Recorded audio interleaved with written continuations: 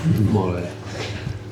Bon dia a totes i a tots per acompanyar-nos, especialment a totes les que heu participat en aquest assaig clínic, també els mitjans de comunicació.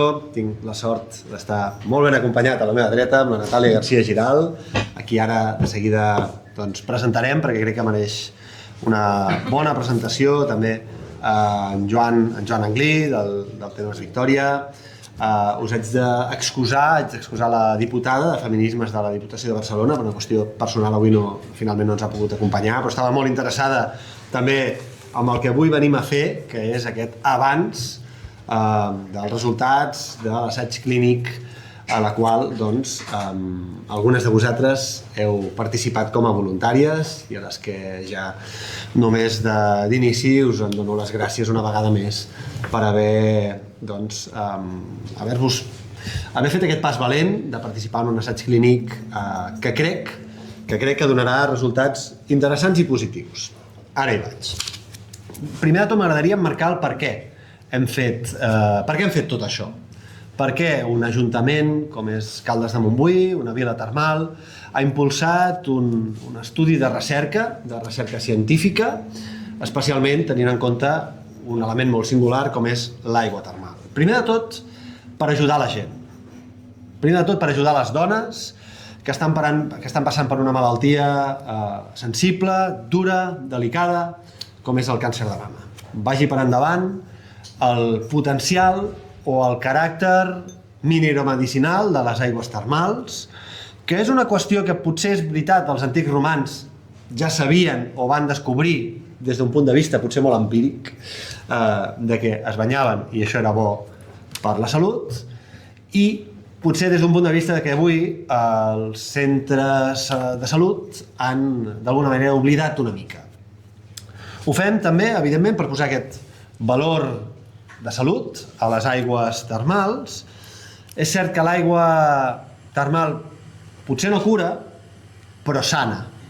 I no sé si m'enteneu la diferència, perquè evidentment és bona per les persones. És bona, per exemple, amb la reducció del dolor. No sé si m'avanço. Bueno. No sé si m'avanço. Ara la Natàlia ens ho explicarà. I ho fem també per una visió de poble i de país. Una visió per intentar construir una Catalunya més termal. Ho fem com a estratègia de país. L'aigua termal, la balneoteràpia, és un recurs natural, és un recurs que surt de sota terra, i haig de posar i dir ben clar, no és una teràpia alternativa. En alguns casos hi han hagut, m'atreveixo a dir, potser persones o metges o sanitaris ben intencionats que ens han posat en el sac de les teràpies alternatives. No, la balneoteràpia no és una teràpia alternativa. És un recurs de salut que coneixen molt bé a Europa, i això ho sabem de primera mà perquè Caldes de Montbui és una vila activa a la xarxa de viles termals europees, i coneixem sistemes de salut termal arreu d'Europa, com pot ser el francès, l'alemany o el portuguès, que realment tenen els tractaments termals i la balneoteràpia dintre de la cartera de serveis de salut del seu país o del seu estat. Per tant, què volem? Que els tractaments amb balneoteràpia també estiguin a la cartera de serveis de salut del nostre país i de la Generalitat de Catalunya. I per què ho volem? Perquè això pot ser bo, perquè això és bo per les persones i especialment per moltes dones. I amb què volem començar? Amb el càncer de mama, amb els tractaments enfocats a càncer de mama. Evidentment, perquè això passi, que no és un recorregut senzill, necessitem evidències científiques, evidències publicades en revistes científiques, també segur que la Natàlia ho explicarà, i per això serà molt important la presentació d'avui i el que succeeixi a partir d'ara. I per això vull fer un agraïment sentit a la Natàlia Garcia Giral, a la doctora Natàlia Garcia Giral, perquè s'ha convertit en una de les persones, que m'atreveixo a dir, una de les científiques que millor entén el potencial de l'aigua termal per a moltes persones i especialment per a moltes dones. I això per un poble com a Caldes de Montbui i també des de les viles termals catalanes, doncs només et podem donar les gràcies perquè has agafat aquest àmbit, anava a dir gairebé com una qüestió personal, i des de la vocació i el compromís, gràcies, Natàlia, gràcies de veritat. Necessitem administracions compromeses i tenim la sort que la Diputació de Barcelona, que no és una administració qualsevol, ha finançat i ha cregut en aquest projecte, i necessitem un sector preparat i alineat. I en Joan Anglí, com a director del balneari Termes Victòria i també com a president de l'Associació de Balnearis de Catalunya, representa millor que ningú aquest sector absolutament alineat amb que això passi. Som-hi, acabar dient que volem una Catalunya més termal al servei de la gent. Gràcies per acompanyar-nos i passo la paraula a en Joan perquè també pugui fer un parlament abans de passar la paraula a la Natàlia. Gràcies, Isidre. Primer de tot, com a president de l'Associació Balneària, avui diguéssim que torna a ser un dia important. Dic torna perquè ja és el segon estudi que presentarem i és important perquè al final els balnearis fa molts i molts anys, en realitat molts i molts segles i fins i tot algun mil·lenni, que ens dediquem exactament a això, a millorar la qualitat de vida de les persones que prenen les aigües termals. I això, diguéssim, que aquella aigua termal, a través de diferents tractaments, diguéssim que hem anat treballant amb les persones per millorar-hi la salut.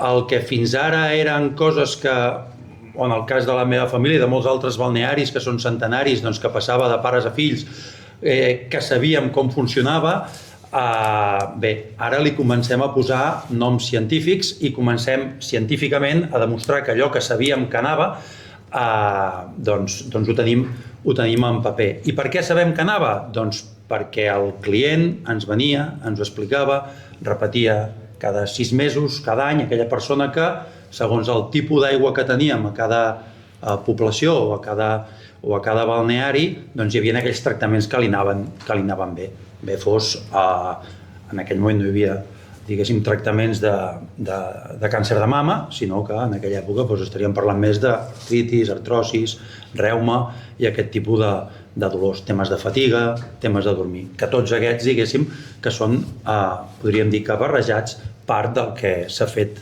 amb aquest tractament. També és un dia important perquè crec que és un pas més cap al reconeixement, com ha dit l'Isidre, dels tractaments amb aigües mineromedicinals, doncs aquest reconeixement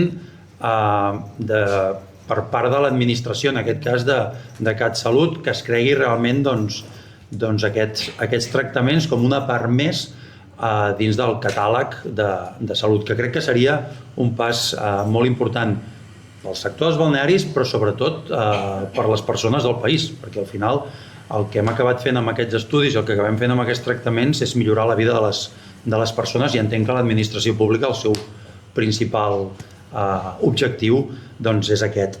I acabaré, com s'hauria de començar, però ho acabaré així, agraint a l'Ajuntament de Caldes per liderar, la paraula és liderar, per liderar aquest ja segon estudi, molt important pel sector i, òbviament, per la població, que tenim l'aigua mineromedicinal com un recurs únic i molt especial, perquè hi ha poques poblacions que el té, a l'equip de l'Hospital del Mar, liderat per la Natàlia Giral, però per la seva professionalitat, i també, en el meu cas, agrair a la gent del meu equip, especialment a la Marta i a la Susana, que són les persones que estan realment al dia a dia amb les pacients, amb aquests 2 estudis de les pacients,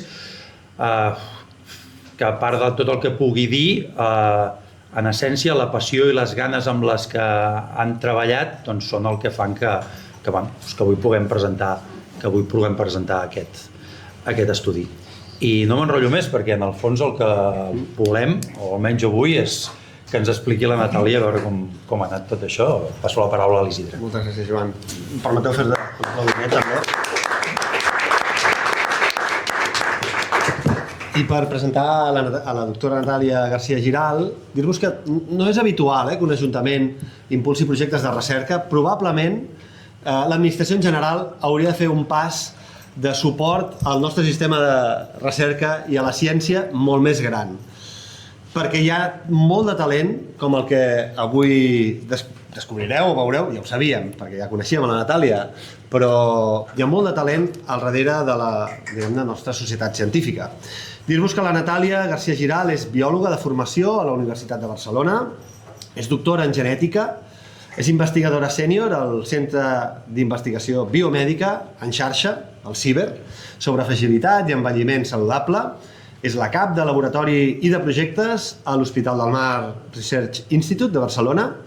És professora associada del Departament de Genètica, Microbiologia i Estadística de la Facultat de Biologia de la Universitat de Barcelona, on imparteix classes al màster en Biotecnologia Molecular i assignatures de Genètica a la Facultat de Biologia. Haig de dir que per aquí de rebot ens vam conèixer. Ha publicat un centenar d'articles científics en revistes internacionals, un centenar. És membre del comitè avaluador de la Societat Espanyola d'Investigació Òssea i del Metabolisme Mineral, membre del Tribunal de Màster de Genètica i Genòmica i revisora d'articles científics de revistes internacionals. I com he dit abans, una de les científiques que millor coneix el caràcter mineromedicinal de les aigües termals. Natàlia, gràcies per acompanyar-nos. Gràcies també a la superrepresentació que m'han fet i gràcies a tots els que heu vingut aquí a escoltar-me. Jo ja només això he posat aquí les entitats públiques perquè veieu que els vostres impostos estan ben invertits quan van en ciència, i també a les Termes Victòria, que sense aquesta infraestructura no hauria pogut ser possible. Primer faré una mica explicació del càncer de mama, que ja tots ho sabem què és, però farem una introducció, perquè sempre s'ha de fer una petita introducció en una presentació de resultats. I és el càncer més freqüent en dones, és un de cada 4 tumors en dones, alta incidència en països desenvolupats, el risc augmenta amb l'edat, sobretot després dels 50 anys, i per això és obligatori que us feu aquest chequeo bianual de mamografia. Llavors té una major supervivència, ara, gràcies a Déu, més d'un 80% de les dones sobreviuen al càncer de mama gràcies als tractaments i aquest cribatge que es fa cada 2 anys. Llavors, i també hi ha uns factors de risc, com són els factors hormonals, que tinguis mutacions genètiques que et predisposen a la malaltia i l'estil de vida, obesitat, alcohol, sedentarisme, tots els delinqüents coneguts per tots nosaltres. Gràcies a Déu tenim una gran investigació en càncer de mama que ha fet que aquest càncer ara ja sigui un càncer curable en la majoria dels casos. Per què tenim aquesta cosa que se'n diu teràpia hormonal, que tenim les persones que tenen el càncer de mama, el receptor d'estrogen positiu, quan acaben la quimioteràpia, quan acaben la radioteràpia o passen per cirurgia, durant al mínim 5 anys reben una teràpia hormonal, que el que fa és inhibir la producció d'estrògens. Perquè el tumor aquest és receptor d'estrògens positiu, vol dir que quan rep estrògens és com un menjar que li dona com una estimulació perquè es reprodueixi.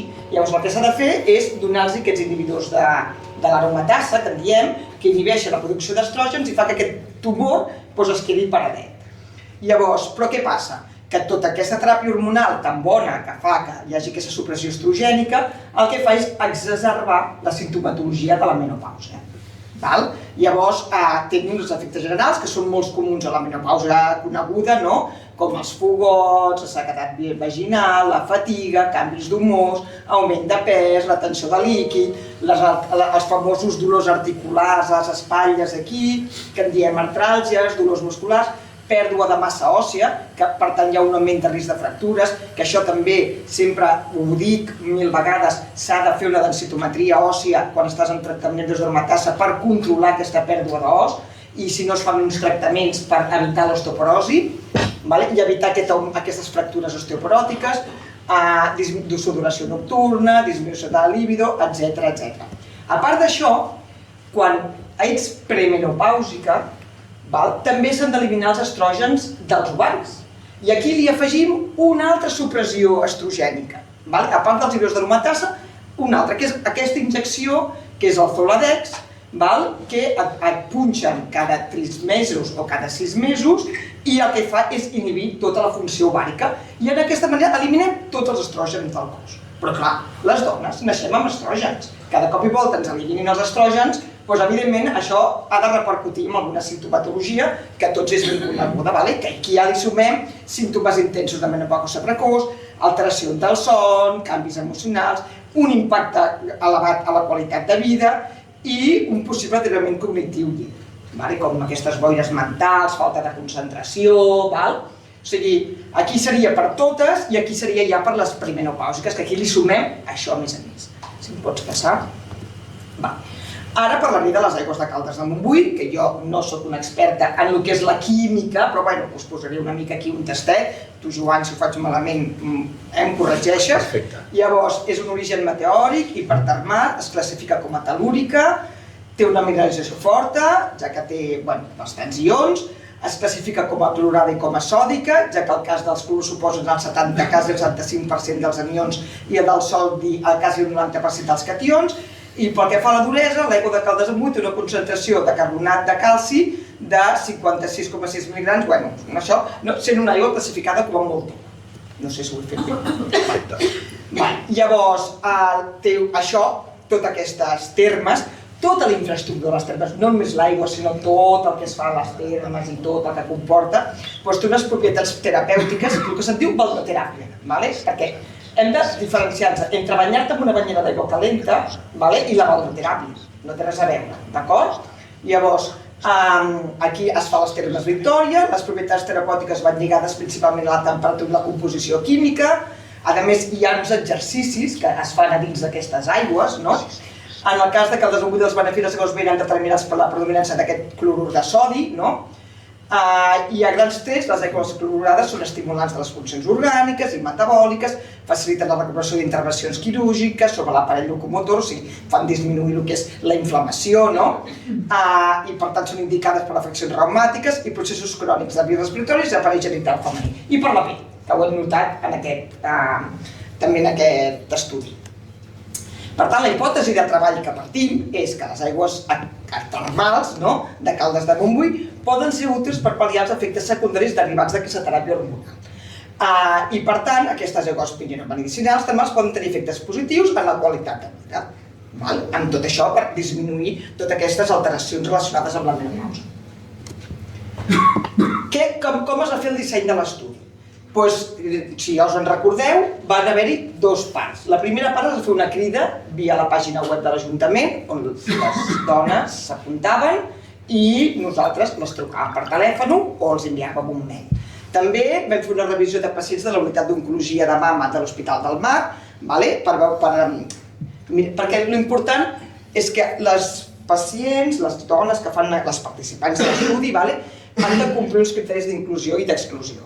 Llavors, sí que hi ha gent que es va enfadar perquè tenien criteris d'exclusió i no podien estar incloses a l'estudi. Un dels criteris, per exemple, és tenir metàstasis òssies, perquè això seria com un altre estudi per veure ja coses més greus.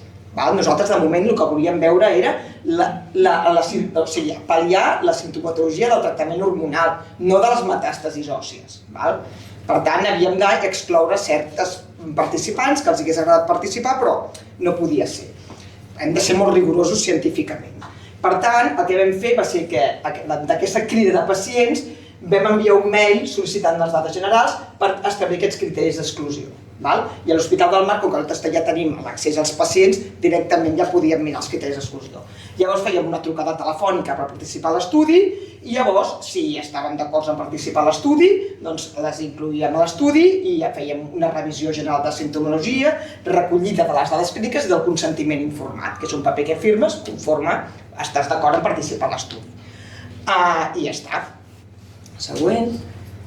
Llavors, un cop estaven inclosos a l'estudi, el que es va fer és, se'ls explicava que era el tractament de la balneoteràpia. I els tractaments es realitzen en 12 sessions, dies alterns i en grups, de manera que cada grup realitza 3 sessions a la setmana, que eren dilluns, dimecres i divendres, de manera que a les 4 setmanes cada grup finalitzava el tractament, perquè eren 4 per 3, doncs 12 sessions. A part, no només era sucar-te amb aigua calenta, sinó que hi havia un programa d'exercicis i sessions informatives per especialistes qualificats del balneari de Termes Victòria i que responsabilitzaven de dur a terme el programa. I com veiem aquí, la pantalleta, doncs es feien una sèrie d'exercicis en aquestes aigües termals. Els exercicis, no hi ha la Susana, però crec que són aquests. Això era exercicis d'inhalació, d'escalfament, específics, de relaxació, dutxa circular i repòs. Això no sé si era així? Sí. Llavors, què vam fer nosaltres? Com avaluem l'efecte de la balneoteràpia? Doncs, primerament, hem d'utilitzar uns qüestionaris homologats per la comunitat científica, uns criteris de qualitat de vida, que ja es coneixen, que són vàlids, per avaluar aquest efecte de la balneoteràpia. Doncs què fèiem? Un abans de començar la balneoteràpia, un el mateix després de la balneoteràpia i el mateix al cap de 6 mesos d'haver acabat la balneoteràpia. Per què? Volem veure com estàs abans de la balneoteràpia, com estàs just quan acabes la balneoteràpia, quin és l'efecte directe de la balneoteràpia, i al cap de 6 mesos volíem valorar si tot el que havies millorat durant la balneoteràpia s'aguantava en el temps. D'acord? Llavors, el que vam fer, doncs, primer, quan entraves a l'estudi, miràvem quina simptomatologia tenien els participants, agafàvem les dades clíniques, característiques demogràfiques i fèiem aquests qüestionaris, que són l'SF36, el de Pittsburgh de la qualitat de son i el HATS, que és d'ansietat i depressió. Llavors, el que fèiem és aquest seguiment i quan fèiem la finalització de la balneoteràpia i al cap d'un mes el grup control, perquè també ja ho he dit que en paral·lel hi ha un grup control que fa els mateixos qüestionaris en els mateixos temps però que no fan balneoteràpia, per comparar. Perquè clar, també hem de comparar amb una gent que evoluciona igual amb el temps però que no té aquesta part entremitja de la balneoteràpia. I tornàvem a fer els mateixos qüestionaris. Què fèiem després també? Havíem de reportar els esdeveniments adversos, perquè sempre quan fas un estudi científic i fas un tractament, una intervenció, sempre poden haver-hi esdeveniments adversos. Si agafeu el prospecte de l'ibuprofè, veieu que els efectes secundaris de l'ibuprofè, igual que et treu al cap, també hi ha coses. Doncs això ho hem de reportar sempre. S'ha mogut una miqueta, això. Llavors, com va acabar l'estudi? A l'estudi va haver-hi 126 participants que es van apuntar a l'estudi. Després en vam haver d'excloure 42 perquè no complien aquests criteris d'inclusió, perquè això, i 2 sí que complien, però al final van dir que no volien participar. Llavors al final vam arribar a aquest número de 84 que vam repartir en 2 grups, aleatòriament. Nosaltres vam fer aquest sorteig aleatori mitjançant un ordinador que et fa un repartiment de les persones i llavors quan teníem les persones repartides vam trucar a cada una d'elles i els hi vam oferir a fer la balneoteràpia o entrar al grup control. Llavors, al final de tot, van haver-hi 44 que van entrar al grup de balneoteràpia i 40 al grup control. D'aquestes 44, 5 van presentar esdeveniments adversos i una va deixar el seguiment. No va contestar no va seguir l'estudi. Per tant, van completar 39 i es van analitzar 39. Del grup control van entrar 40, 11 es van perdre perquè no van contestar els qüestionaris i una va dir que no seguia. Després, al final van completar 29 i es van analitzar 29. I aquest és el resultat dels anàlisis que hem fet. Llavors, aquí una mica de quina és la simptomatologia que entraven les pacients a l'estudi. Llavors, l'edat era entre 52 i 48 anys. Això està separat entre balneoteràpia i grup control, però era d'aquesta edat, entre 52, l'índex de massa corporal és normal. Llavors, aquesta és la simptomatologia que tenien les pacients. Llavors, deixeu-me dir que en aquest cas el 86% de la balneoteràpia i el 75% del grup tenien fatiga, o sigui, veieu quins tant percents. Per exemple, dolor musculoesquelètic, el 100% de les pacients que entraven a l'estudi tenien dolor musculoesquelètic, o sigui, estem parlant del 100%. Val? O sigui, en aquest cas. Llavors, veieu que això són els tant percents de la sintomatologia aquesta, mal de cap, alteracions del son, dolor muscular, sequedat de les mucoses, problemes dermatològics, ansietat, depressió, val? El 50% tenien ansietat. Bueno, veieu, problemes neurocognitius, el 86%. O sigui, estem parlant de que hi ha una sintomatologia a darrere important. Llavors, també deixem-me dir que 45 pacients estaven en doble supressió estrogènica, això és inhibidors d'aromatasa i la punxereta. 5 pacients estaven amb inhibidors d'aromatasa i se'ls havia fet l'extracció ovàrica. 2 pacients estaven en supressió ovàrica, o sigui, amb la punxereta i tamoxifè, i 32 eren postmenopàusiques i estaven amb inhibidors d'aromatasa. D'acord? Efectes adversos que es van anar donant durant la balneoteràpia. Van ser 5 participants, que hi havia un risc de l'expansor lumbar i se li pugi, va tenir dolor a la mama, un altre tenia un limfedema important i l'aigua calenta no li anava bé, li ha empitjorat l'edema i li ha augmentat el cordó limfàtic, un altre va tenir problemes d'ansietat i s'angoixava molt per venir aquí tot el procés de fer tot això, un altre va tenir fogots, disminució de la qualitat del sol, cansament que ha afectat l'estat d'ànim, i una que va tenir un pinçament a l'articulació ilíaca, però que no és un esdeveniment advers, que és una cosa que es va donar, va tenir aquest pinçament que no es pot atribuir a la balneoteràpia, però també va deixar l'estudi perquè no va poder continuar. Llavors, això seria els qüestionaris de qualitat de vida. Ho sento que està en anglès perquè això ja serà com el que anirà, diguem, a l'article. Els articles ja sabeu que es publiquen en anglès. Llavors, tot això és la taula que ja anirà en principi l'article. Llavors, això és un qüestionari de qualitat de vida general, i aquest rang, diguem que el 100% és que estàs al 100% i el 0% és que estàs sota mínims. Llavors, si veieu, el 100%, o sigui, de la funció física, la salut física, els problemes emocionals, energia i fatiga, la salut emocional, la funció social, el dolor i la salut en general, d'acord? Veieu que al 100% no arriba ningú. Fins i tot en aquest cas estem al 9,5%, no arribem ni al 50% en alguns casos, O sigui, aquí, per exemple, d'energia i fatiga, si al 100% estàs molt bé, aquí és que no arribes ni al 40%. Vull dir, això és quan entres a l'estudi, quan entraven a l'estudi. El primer qüestionari que es contestava. Aquí això és la qualitat del son. Llavors, la qualitat del son, diguem que és al revés. També és, com més alt, millor. També estàs baix. I aquí també, això és l'ansietat i depressió, d'acord? I el dolor, això és el dolor general, que va de 0 a 10. I estem més o menys al mig de dolor, En els dos casos, tant el grup control com a balneoteràpia, estem més o menys al 5. O sigui, estem a l'entremig de no tenir res de dolor o estar al màxim de dolor. Següent. I aquí venen els resultats. Perquè us feu la idea. La verda és el grup de balneoteràpia. I la blava ratllada és el grup control. D'acord? Llavors, això és dolor.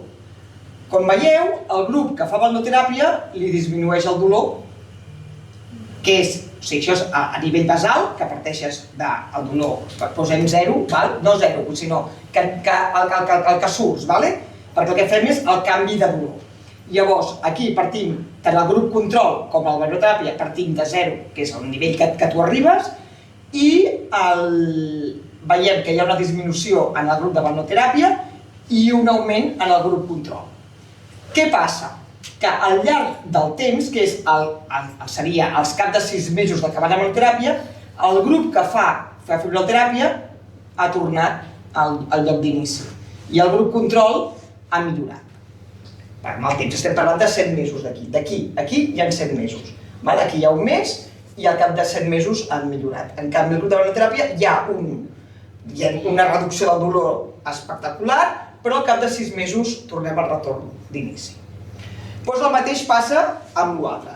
Això és el que se'n diu ansietat, el que diem de pressió i el son. D'acord? Aquí era al revés, aquí és, recordeu que anàvem del 100%, O sigui, que com més puges, millor. Doncs tant en l'ansietat, els que fan balneoteràpia pugen i els controls es mantenen més o menys igual al llarg del temps, hi ha una mica de pèrdua aquí de la millora que hem fet. El mateix passa, veieu que sempre és el mateix el patró. En la qualitat del son tenim una pujada espectacular, però després al cap del temps disminueix, mentre que el grup control es manté més o menys estable en el temps, i aquí passa el mateix, el grup control està en el temps, mentre que els que han fet balneoteràpia els millora molt el que és l'estat d'ànim i la depressió. I això són tots els altres qüestionaris. Aquí és la funció física, la salut física, el dolor, l'energia fatiga, aquí tenim el benestar emocional, la funció social, i aquí tenim els problemes que pots tenir en la societat degut als teus problemes emocionals, i aquí tenim l'estat de salut en general. I com veieu, el patró sempre és el mateix, per no fer llarg.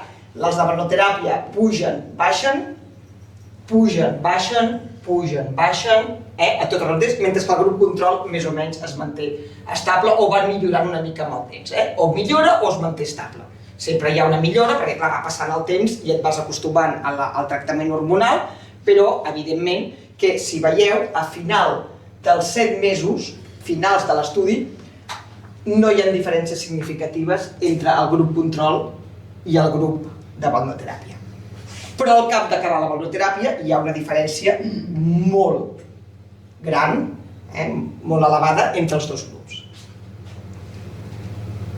Per tant, com a conclusions, la balneoteràpia ajuda a millorar la qualitat de vida dels pacients, com heu vist amb tots els qüestionaris que hem fet, i sobretot en el que és fatiga i dolor. La balneoteràpia millora també l'estat d'ànim i la qualitat del son, però les millores aconseguides desapareixen al cap de 6 mesos d'haver finalitzat la balneoteràpia. Per tant, com a suggeriment i segons els resultats de l'estudi preliminars que estem presentant ara, que s'han de publicar, pendents de publicació, podem concloure que hi ha una millora després de la balneoteràpia intensiva, però que caldria fer sessions de manteniment fins a consolidar aquesta millora. I ja finalitzem, dir-vos que aquests són els investigadors del projecte i que s'ha realitzat aquí al Parc de Recerca Biomèdica de Barcelona, de l'Hospital del Mar. I ja està.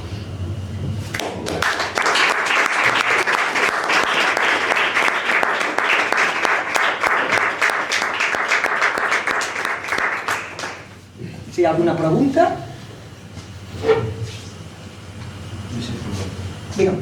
Has dit que l'objectiu seria llavors consolidar Consolidar. El que s'ha vist clarament amb l'estudi és que quan deixes de fer balneoteràpia, almenys al moment que ho hem vist nosaltres, que és els 6 mesos de deixar, hem vist que tot el que havies millorat ja en perds. O sigui, et poses igual que el grup control que no ha fet balneoteràpia. Doncs s'aspirava que si segon... S'hauria de fer unes sessions de manteniment, potser una setmanal, o... Això seria part d'un altre estudi, no? Però el que sabem pel Covid persistent és que les que van continuar amb l'estudi, que fan una a la setmana, després han tingut aquesta millora. O sigui, fas l'intensiu, que diguem que és el xute, no? Però després has de continuar.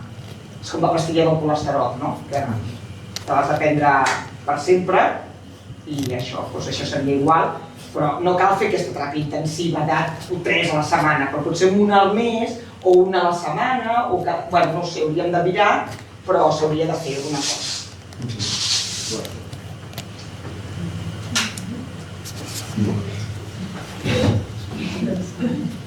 Algun dubte, alguna pregunta més?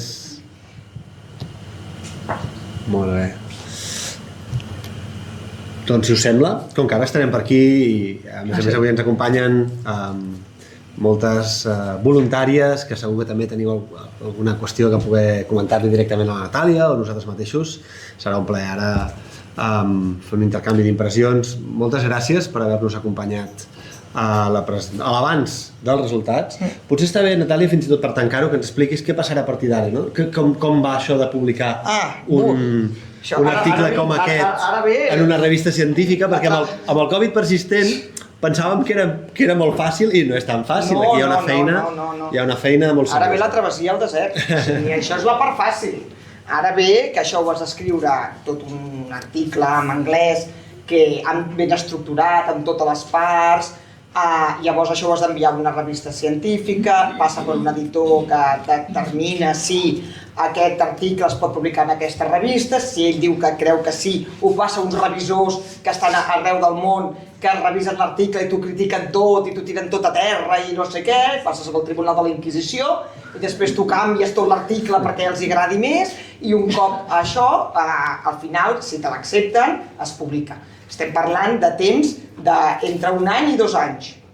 O sigui que tot és molt complicat. Això si t'accepten a la primera revista, perquè clar, ho envies a una revista i et diuen no ens agrada, envies a una altra. I tot això pot passar 2 mesos entre que ho reben, s'ho miren, no els agrada, si hi ha un dels revisors que et toca que és un xungo, t'ho tira tot per terra i han passat 5 mesos per dir-te que no li ha agradat. També és veritat que hi ha gent que hi ha molts interessos entremig, que potser va parar amb un revisor que es dedica a la balneoteràpia i està fent el mateix estudi que tu i pensa ara si li accepto, ara publicarà abans que jo i ara li tiraré per terra i bueno, saps? També passen coses, també és allò en plan, saps? Però bueno, és un any no te'l trobo. Quines revistes són les revistes? Bueno, sempre comences, les revistes tenen un rànquing d'importància, no? Sempre comences per les més altes i a mesura que te'l van refusant, les més altes vas baixant d'això. Però bueno, el del Covid persistent es va amb una revista important dins del camp de les teràpies alternatives, que està en un quartil 1 que en diem els que treballem en ciència, que és el màxim quartil d'importància dins del món científic, i es va publicar bé al final, però bueno, vam enviar amb una revista xinesa, que va ser també, vam anar enviant fins que aquesta ens van dir que sí, que ens hi va agradar i bueno, haver de canviar coses, però sí, al final es va publicar molt bé, es deia teràpies alternatives, una cosa així, però bueno, que està valorada dins bé. A mi em dóna confiança perquè ha superat aquest procés durant un centenar de vegades, Sí, vull dir sí, que exacte. estic convençut que en seran 101 i amb el Covid també. És una qüestió més de temps, però evidentment hi ha tot un treball que ara potser no es veu, potser no farà soroll, però hi haurà un dia que podrem explicar que això ha estat publicat i que evidentment està al servei de la ciència i també de les diferents administracions d'aquest país per poder atendre una qüestió que potser al Termes Victòria ja sabien de fa temps, que és que les aigües són bones per la salut, i també a Caldes de Montbui, no? Moltíssimes gràcies, Natàlia, per aquesta implicació. Gràcies a totes i a tots, i ara, si voleu, doncs estem a la vostra disposició també per poder fer un intercanvi d'opinions. Gràcies i molt bon dia a tothom.